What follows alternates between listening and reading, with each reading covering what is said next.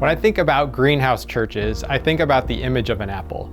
We typically associate apples with the fruit and the nourishment that the fruit brings, but every apple contains within it so much more potential in the form of seeds. If cultivated well, each seed can grow up to be a strong tree that produces new apples every harvest.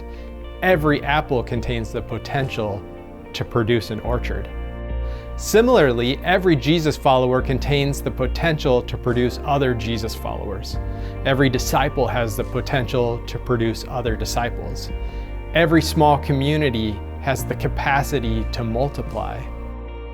And every church has the potential to plant other churches that plant other churches that plant other churches. A greenhouse is a church that carefully cultivates gospel seeds so that they can send and release leaders for gospel saturation.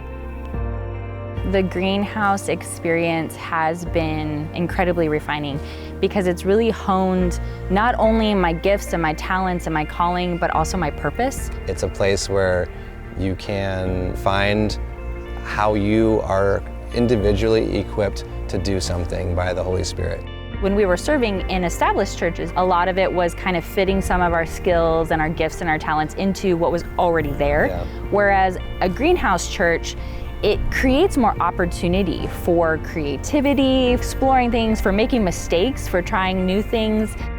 God's plan all along is for churches to multiply. The very first greenhouse that I like to talk about is the church at Antioch in the book of Acts. It gives us a blueprint for what a greenhouse does, where we look for the leaders among us, and when the appropriate time comes, we send out those leaders. We're excited to be a greenhouse church because it allows us to rekindle that flame and re-excite people about the idea of church planting. We planted our church only 9 years ago, and there's kids that grew up in our church that don't even know we're a church plant.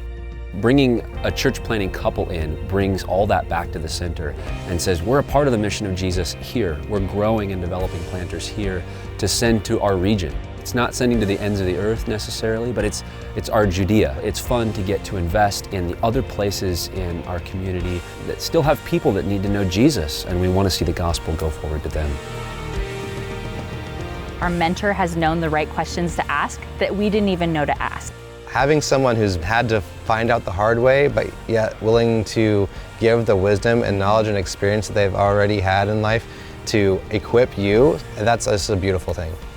Because we have a mentor that is pushing us closer to Christ, he's also enabling us to start doing that for other people. Doing that spiritual and leadership development with people and to just actively be pursuing the voice of the Holy Spirit in all of it has been life-changing. Yeah. The greenhouse experience teaches you to dream big, to not limit what God can do. My advice to someone who wants to be a greenhouse church is to talk to someone at their district and say, we want to house a young planter and help grow them. God has likely placed the next generation of leaders in our churches that He's calling us to send.